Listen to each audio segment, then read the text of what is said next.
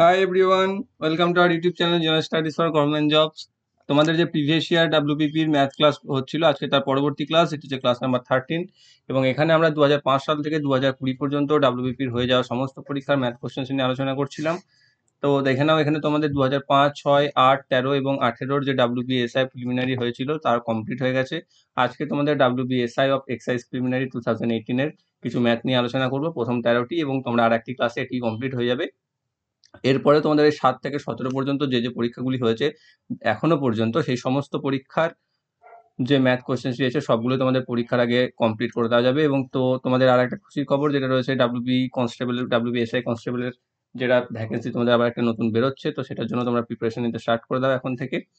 তো এই video related যে কোনো রকম ইনফরমেশন এবং পিডিএফ এর জন্য আমাদের টেলিগ্রাম চ্যানেল জবস কি academy, Facebook group general studies for government jobs এবং ফেসবুক পেজ জবস কি একাডেমিতে জয়েন হয়ে যাও। সেখানে ভিডিও সম্পর্কিত তথ্য এবং পিডিএফ প্রোভাইড করে দেওয়া হয়ে থাকে। তো আজকের এই ডাব্লিউবিপির 2080 এক্সাইজ কনস্টেবলের প্রথম কোশ্চেন কি রয়েছে প্রিলিমিনারি। নির্দিষ্ট সুদের হারে 300 টাকার 4 বছরের জন্য এবং 500 টাকা 3 বছরের জন্য ধার দিলে মোট 162 টাকা সুদ পাওয়া যায়। তাহলে সুদের হার কত? অর্থাৎ দুটি ক্ষেত্রেই সুদের হার সমান। যে সুদের হারে কি হচ্ছে, 300 টাকা আমি 4 বছরের জন্য ধার দিচ্ছি আর 500 টাকা 3 বছরের জন্য ধার দিচ্ছি, এবং দুই ক্ষেত্রে মিলিয়ে আমি মোট সুদ পেয়ে যাচ্ছি কত? 162 টাকা। এটা তাহলে সিম্পল হিসাব, পিটিআর বাই 100 করে, মানে প্রথমে পি হচ্ছে 300, টি হচ্ছে 4, আর আর যেটা আমি বার করব সেটা এক্স ধরে নাও, বাই 100। এটা হচ্ছে 300 টাকার ক্ষেত্রে 4 বছরের সুদ, প্লাস এই ক্ষেত্রে হচ্ছে 500 পি ইন্টু টি হচ্ছে 3 ইন্টু সুদের হার এক্স যেটা আমি নিয়ে নিয়েছি বাই 100। এটা হচ্ছে দ্বিতীয় ক্ষেত্রে সুদ। এই দুটো মিলিয়ে আমি মোট সুদ পাচ্ছি 162 টাকা। তো এই হচ্ছে আমার ক্যালকুলেশন। তাহলে এখানে প্রথমে 100 সাথে 300 কেটে দাও, সরি এখানে 4 হয়ে যাবে, এখানে 100 সাথে 500 কেটে দাও, 5 হয়ে যাবে। তাহলে পেয়ে যাচ্ছ এখানে 3 4 12x plus 15x equal to 162। তাহলে এখান থেকে পাচ্ছ 27x ইকুয়াল টু 162, বা x equal to 162 by 27 equal to হচ্ছে 6। তাহলে সুদের হার হচ্ছে 6%। অপশন বি হচ্ছে এটির সঠিক উত্তর। যে নির্দিষ্ট সুদের হারে 300 টাকা 4 বছরের জন্য এবং 500 টাকা 3 বছরের জন্য ধার দিলে মোট 162 টাকা সুদ পাওয়া যায়, সুদের হার হবে তাহলে 6%। অপশন বি হচ্ছে এটির সঠিক উত্তর। নেক্সট অঙ্ক, 8টি সংখ্যার গড় 21, যদি প্রত্যেক সংখ্যাকে 8 দিয়ে গুণ করা হয় তবে প্রাপ্ত সংখ্যাগুলির গড় হয় কত? 21, 8, 168 নাকি 29? এটাও তোমাদের ওই পরবর্তী একটি অঙ্ক, যেখানে কি বলে দিচ্ছে 8টি সংখ্যার গড় 21। তো ধরে নাও যে 8টি সংখ্যায় যে 21 হয়, হতেই পারে না? 8টি সংখ্যায় 21, আমি এখানে তোমাদের বোঝানোর জন্য লিখছি, তোমাদের করার সময় কিচ্ছু করতেই হবে না এগুলো।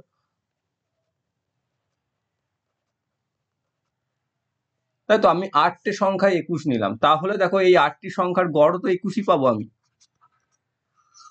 তো এইটাই সেটা এখানে ফার্স্টে বলে দিয়েছি যে 8টি সংখ্যার গড় হচ্ছে 21। এবার যদি প্রত্যেক সংখ্যাকে 8 দিয়ে গুণ করি, অর্থাৎ আমি এখানে 8 দিয়ে যদি গুণ করি প্রত্যেককে,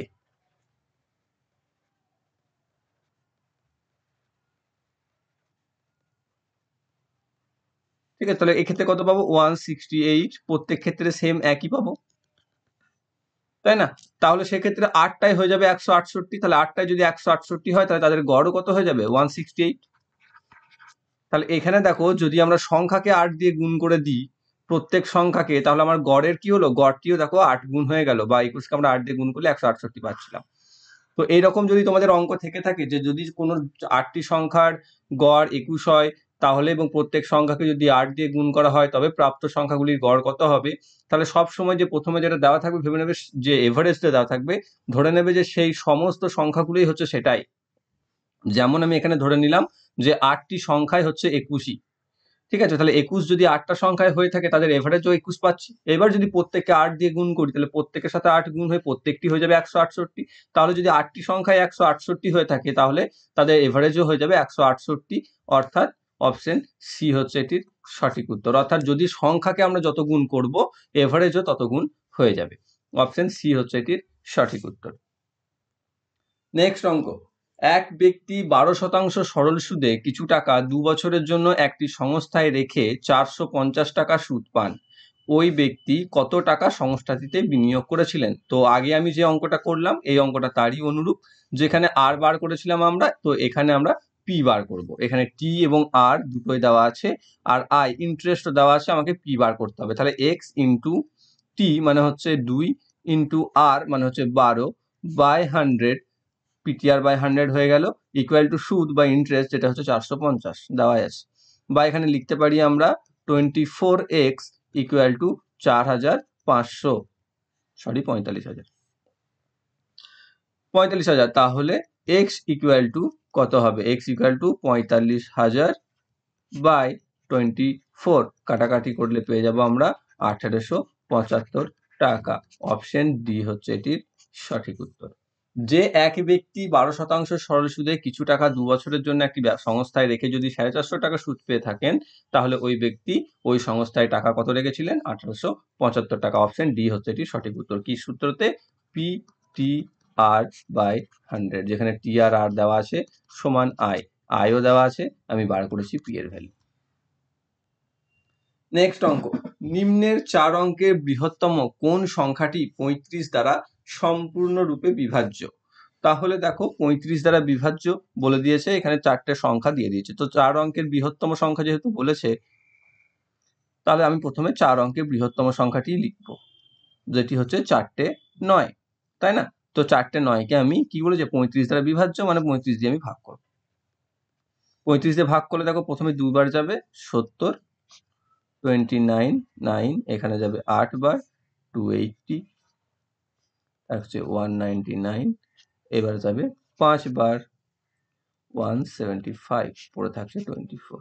তাহলে দেখো এই ভাগশেষ যদি 24টি না থাকতো, অর্থাৎ ভাগশেষ যদি না আসতো, অর্থাৎ এই 199 জায়গায় যদি 175 থাকতো, তাহলে 35 দিয়ে কিন্তু ভাগ চলে যেত। অর্থাৎ আমরা যদি এই যেটা বৃহত্তম সংখ্যা ছিল 9999, তার থেকে যদি 24 কমিয়ে দিই, তাহলে সেটি হচ্ছে 4 অঙ্কের বৃহত্তম সংখ্যা, যেটি 35 দ্বারা বিভাজ্য। অর্থাৎ আমাকে কি করতে হবে তখন?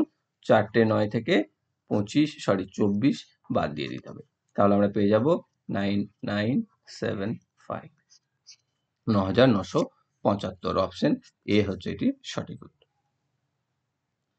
নেক্সট, এ বি এবং সি যথাক্রমে একটি কাজ 20, 30 এবং 60 দিনে করতে পারে। বি ও সি যদি প্রতি তৃতীয় দিনে এ কে সাহায্য করে, তবে এ কত দিনে কাজটি শেষ করবে? তাহলে এখানে কি দিয়ে দিয়েছে? এ, বি আর সি, এই তিনজনা কি করছে? এ কাজটি শেষ করছে 20 দিনে, বি কাজটি শেষ করছে 30 দিনে, আর সি কাজটি করছে শেষ 60 দিনে। তো এই 20, 30 এবং 60-এর লসাগু করে দাও, যেটা আমি পাবে 60, যেটাকে আমি কি ধরে নেব? টোটাল ওয়ার্ক বা টোটাল ওয়ার্ক ইউনিট। ওকে, অর্থাৎ আমাকে মোট 60 ইউনিট কাজ করতে হবে। তাহলে 60 ইউনিট যদি কাজ করতে হয়, তাহলে এর কত করতে হবে? এ প্রতিদিনে কত করছে? 20কে 60 দিয়ে, 60কে 20 দিয়ে ভাগ করে দাও, মানে 3 ইউনিট ডেলি। বি ডেলি কত করছে? 2 ইউনিট। আর সি ডেলি কত করছে? 1 ইউনিট। বোঝা গেল? যদি এ কাজটি 20 দিনে শেষ করতে পারে, আমার যদি মোট কাজ থাকে 60 ইউনিট বা 60 দিনের, ঠিক আছে, 60 দিনের, এখানে টোটাল ওয়ার্ক ইউনিট বা টাইম, 60 দিনের যদি কাজটি হয়, তাহলে প্রতিদিন কতটা কাজ করছে সে? 20 দিন, তাহলে প্রতিদিন সে 3 ইউনিট করে কাজ করছে। বি কতটা করে কাজ করছে? প্রতিদিন 2 ইউনিট করে কাজ করছে। সি কতটা করে কাজ করছে? প্রতিদিন 1 ইউনিট করে কাজ করছে। এবার আমাকে কি বলেছে? প্রথম আমার যেটা দেওয়া আছে সেখান থেকে আমি এটা পেলাম। এবার বলেছে বি ও সি, এখান থেকে পড়ো এবার, বি ও সি যদি প্রতি তৃতীয় দিনে এ কে সাহায্য করে, অর্থাৎ আমি প্রথম লিখলাম প্রথম দিন, দ্বিতীয় দিন আর তৃতীয় দিন, 1 2 3 লিখে দিলাম। তাহলে প্রতি তৃতীয় দিনে বি ও সি এ কে সাহায্য করছে, অর্থাৎ এ কিন্তু প্রতিদিন কমন, এ রেগুলার কাজ করছে। প্রত্যেক 3 নাম্বার দিনে, অর্থাৎ প্রথম দুজন বাদ দিয়ে দিয়ে 3 নাম্বার দিনে দিনে বি ও সি এ কে সাহায্য করছে। ওকে, তাহলে আমাকে কি করতে হবে, দেখো এই যে 3 দিনের কাজের হিসাবটা দিলাম, সেখানে বি আর সি কাজ করছে একদিন, আর এ কিন্তু 3 দিনই করছে। তাহলে এ একদিনে করেছে 3 ইউনিট, 3 দিনে কত করবে, এ 3 দিনে করে 3 × 3 = 9 ইউনিট। বি একদিন কাজ করছে যেহেতু এখানে 3 নাম্বার তৃতীয় দিনে, তো আমি 3 দিনের হিসাব করছি, তার মানে 3 দিনের মধ্যে বি একদিনই কাজ করছে, তাহলে বি আমি একদিনে বার করে ফেলেছি অলরেডি 2 ইউনিট, আর সিও একদিনে করছে 1 ইউনিট। ওকে, তাহলে আমি যদি প্রথম 3 দিনের হিসাব করি, যেখানে এ প্রতিদিন কাজ করছে, বি কাজ আর সি একদিন কাজ করছে, তাই না? তাহলে প্রথম 3 দিনে আমি মোট কত ইউনিট কাজ করতে পারবো? প্রথম 3 দিনে দেখো আমি এখানে এ করছে 9 ইউনিট, বি করছে 2 ইউনিট, আর সি করছে 1 ইউনিট। যোগ করে দাও, 9 আর 2 11, একে 12 ইউনিট। তাহলে 3 দিনে মোট কাজ হচ্ছে আমার 12 ইউনিট। তাহলে আমি মোট কাজ কি করেছিলাম, টোটাল ওয়ার্ক ইউনিট কতবার করেছিলাম, 60। তাহলে 3 দিন যদি সময় লাগে 12 ইউনিট কাজ করতে, তাহলে 60 ইউনিট কাজ করতে কতদিন সময় লাগবে?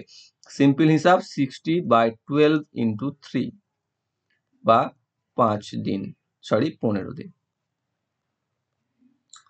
এখানে 12কে 5 দিয়ে কেটে যাবে, 5 দিনে 15 দিন। তাহলে বোঝা গেল এ, বি এবং সি একটি কাজ যথাক্রমে 20, 30 এবং 60 দিনে করতে পারে।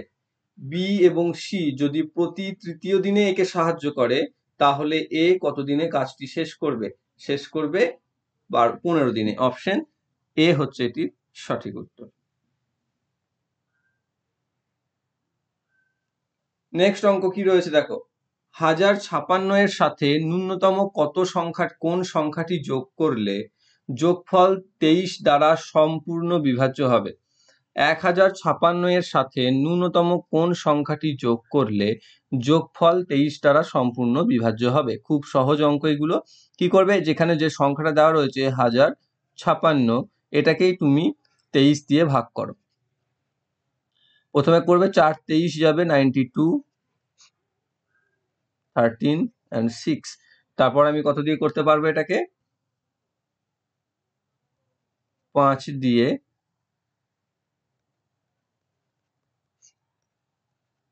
তাহলে আমার ভাগশেষ কত পড়ে থাকছে, 21। তাহলে 21-এর জায়গায় যদি ভাগশেষ দেখো 23 থাকতো, তাহলে আমার ভাগটা কিন্তু মিলে যেত। তাহলে 21-কে যদি 23 করতে হয়, কি করতে হবে, এর সাথে আরো 2 যোগ করতে হবে, তাই না? তাহলে আমি যদি সংখ্যাটার সাথে আরো 2 যোগ করে দিই, তাহলেই যোগফল 23 দ্বারা ভাগ হয়ে যাবে।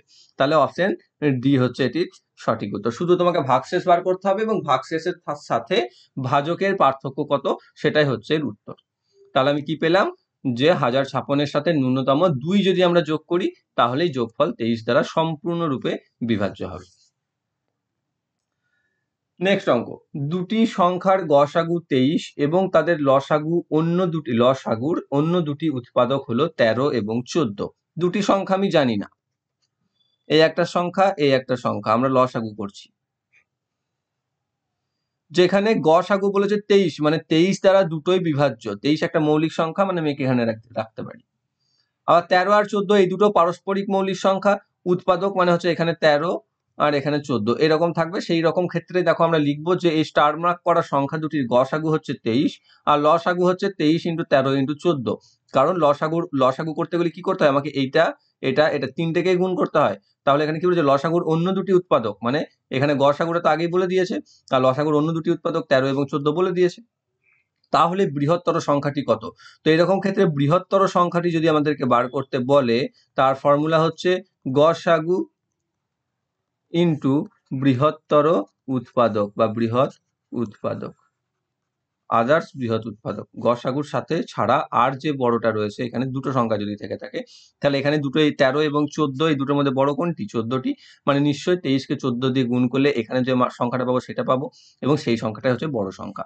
সেটা আমরা কিভাবে করব, 23 × 14 যোগ করে দাও, 3 14 42 2, 4 14 2 28 322। অপশন বি হচ্ছে এটি সঠিক উত্তর। যে দুটি সংখ্যার গসাগু 23 এবং তাদের লসাগু অন্য দুটি উৎপাদক যদি 13 এবং 14 হয়ে থাকে, তাহলে বৃহত্তর সংখ্যাটি হচ্ছে 322।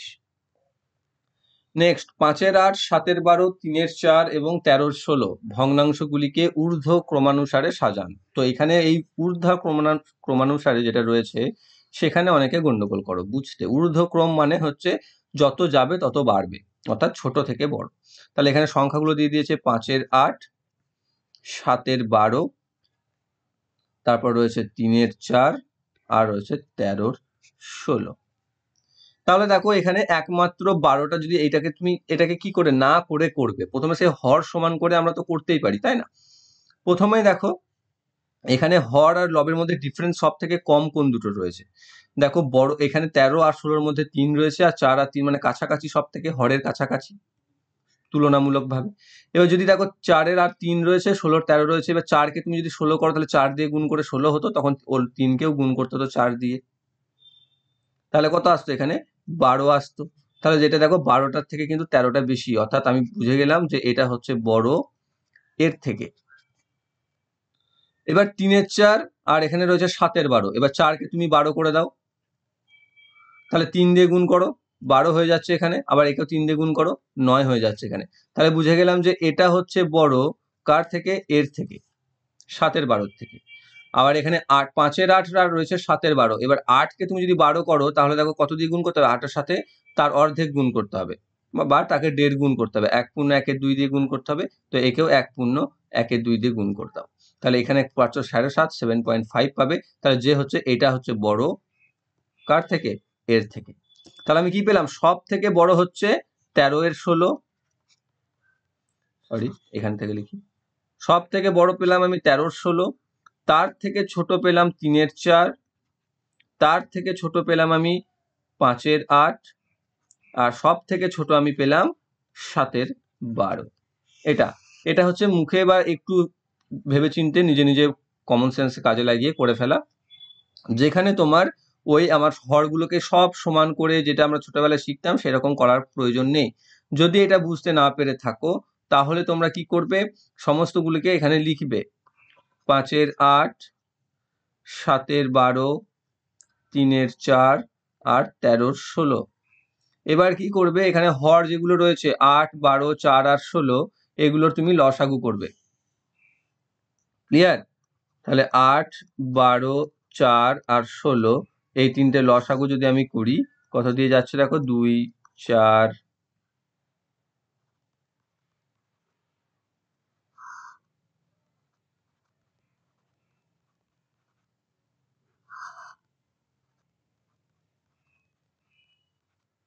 তাহলে 3, 8, 8, 6, 48।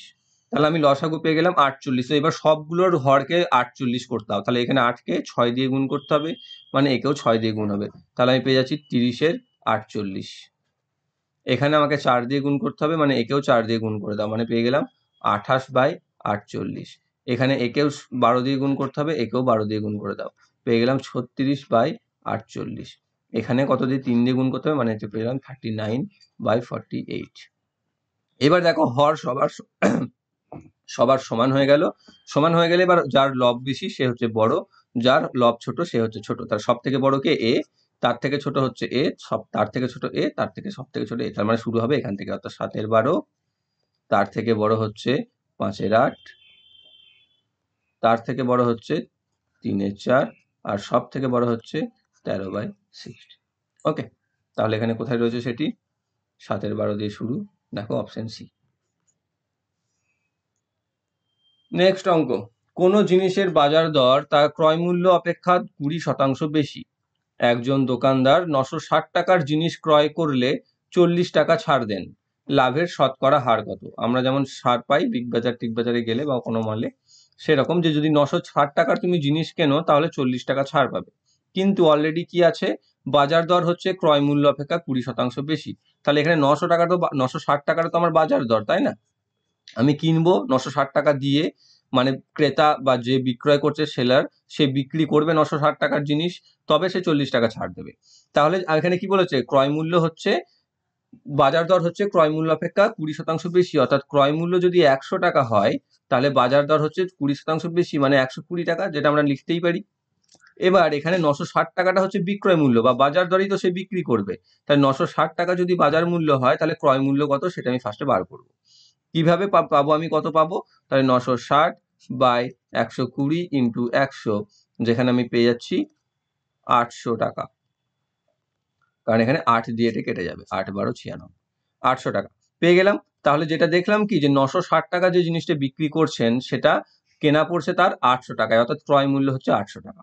কিন্তু যখনই তিনি 960 টাকার জিনিস বিক্রি করছেন তখন তিনি কি করছেন, 40 টাকা ছাড় দিচ্ছেন, মানে আদতে তিনি জিনিসটা বিক্রি করলেন কত টাকায়, 960 মাইনাস 40 সমান 920 টাকায়,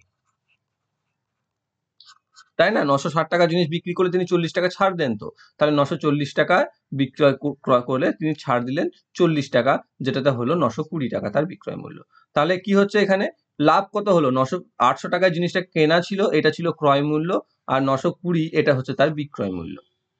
তাহলে লাভ হচ্ছে 120 টাকা, কত টাকায়, 800 টাকার জিনিসে 120 টাকা লাভ, তাহলে 100 টাকার জিনিসে কত টাকা লাভ, সিম্পল 100 বাই 800 ইন্টু 120, 800 0 0 কেটে দাও ফার্স্টে, আর 8 15 120, 15 একে 15 শতাংশ।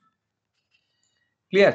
তাহলে কোনো জিনিসের বাজার দর তার ক্রয় মূল্য অপেক্ষা 20% বেশি এবং একজন দোকানদার 960 টাকার জিনিস ক্রয় করলে 40 টাকা ছাড় দেন, তাহলে লাভের শতকরা হার কত, 15%। অপশন বি হচ্ছে এটির সঠিক উত্তর।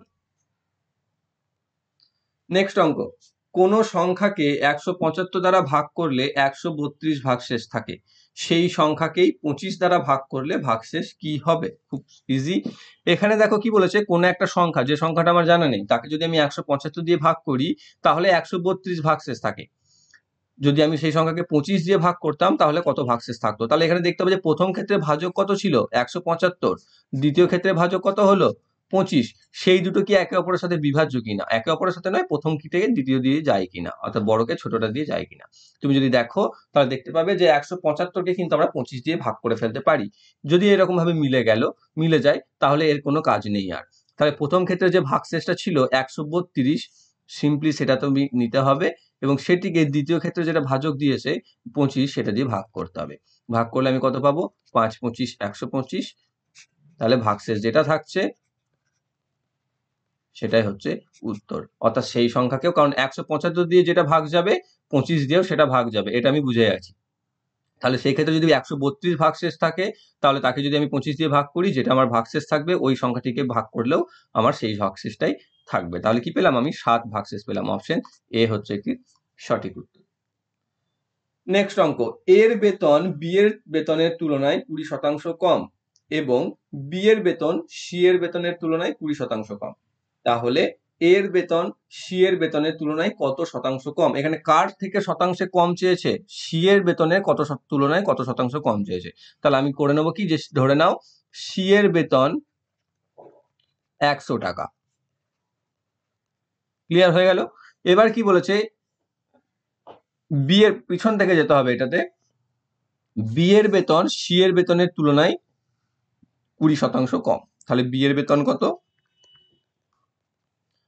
100 ইন্টু 80 বাই 100 বা 100 মাইনাস 20 বাই 100, কারণ 20% কম বলেছে মানে 100 থেকে 20 বাদ দিলে 80 থাকছে, তাই এটা। তাহলে পেয়ে গেলাম 80 টাকা। আবার তারপরে বা প্রথমে কি বলেছে, এর বেতন বি এর বেতনের তুলনায় 20% কম, মানে এ হচ্ছে বি এর বেতনের 20% কম, তাহলে এর বেতন 80 ইন্টু 80 বাই 100, এখানে শূন্য দুটো এর সাথে কেটে দাও, তাহলে 64। তাহলে সি এর থেকে এর কত কম হলো, দেখো সি যদি 100 হয় তাহলে এ হলো 64, তাহলে আমি কত বলতে পারি যে এ হচ্ছে সি এর 36% কম, তাই না?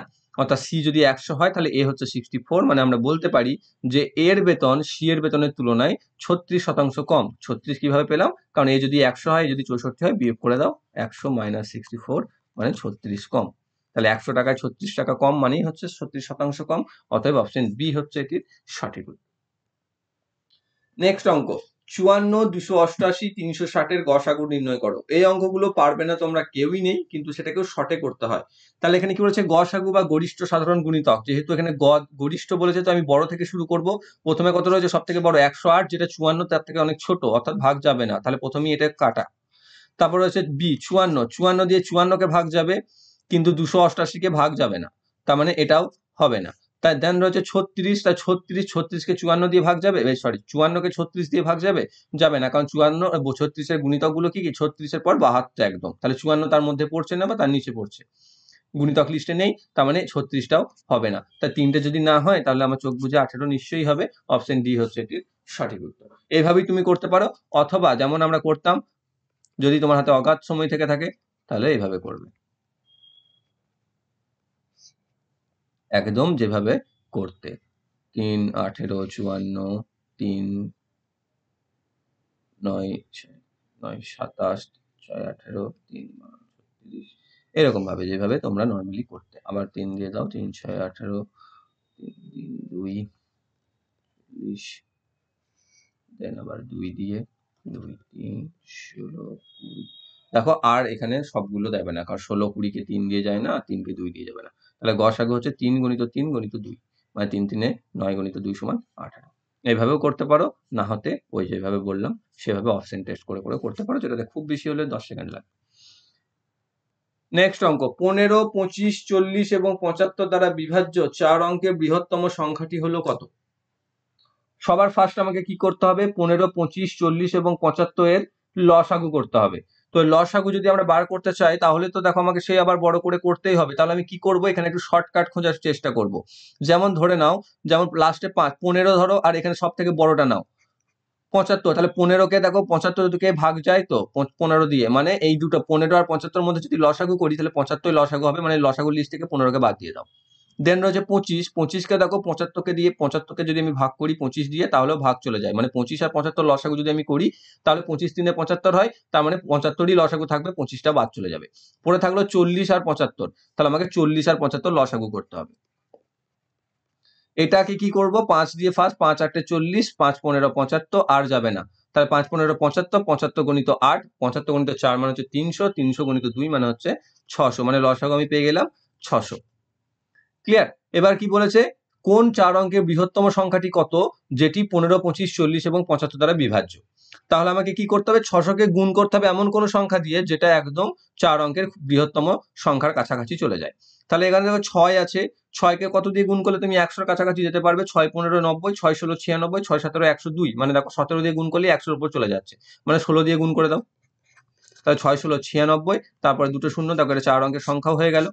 আবার এটাই হচ্ছে বৃহত্তম সংখ্যা 4 অঙ্কের, যেটি 15, 25, 40 এবং 75 দ্বারা বিভাজ্য। তার কারণ কি, যদি আমি 17 দিয়ে গুণ করে দিতাম তাহলে হয়ে যেত এটা 10,200, যেটা 5 অঙ্কের সংখ্যায় চলে যেত, 10 অঙ্কের 4 অঙ্কের সংখ্যায় থাকতো না। ক্লিয়ার হয়ে গেল? তাহলে 9600 হচ্ছে 4 অঙ্কের বৃহত্তম সংখ্যা, যেটি 15, 25, 40 এবং 75 দ্বারা বিভাজ্য। অপশন বি হচ্ছে এটির সঠিক উত্তর। তো আজকের এই 13টি অঙ্ক তোমাদের জন্য, এবং পরবর্তী যে 12টি অঙ্ক থাকছে সেটা তোমাদের পরবর্তী ক্লাসে পেয়ে যাবে। তো যদি তোমাদের ভিডিওগুলি ভালো লেগে থাকে তাহলে অবশ্যই একটি লাইক করবে এবং বন্ধুদের সাথে শেয়ার অবশ্যই করে দিও, এবং চ্যানেলটি যদি তোমরা নতুন হয়ে থাকো চ্যানেলটিকে সাবস্ক্রাইব করে রেখে বেল আইকনটি প্রেস করে দিও, যাতে ভবিষ্যৎ ভিডিও নোটিফিকেশন সকলের আগে পেয়ে যাও। এবং ভিডিও রিলেটেড পিডিএফ এবং ইনফরমেশনের জন্য আমাদের টেলিগ্রাম চ্যানেল জবস কি একাডেমিতে জয়েন হয়ে যাও। আর প্রিভিয়াস ভিডিওগুলো যারা এখনো দেখোনি তারা ডেসক্রিপশন বক্সে দেওয়া লিঙ্ক থেকে প্লেলিস্ট লিঙ্ক দেওয়া থাকবে, যেখান থেকে গিয়ে প্রিভিয়াস ভিডিওগুলো দেখে নিতে পারবে। Thank you for watching.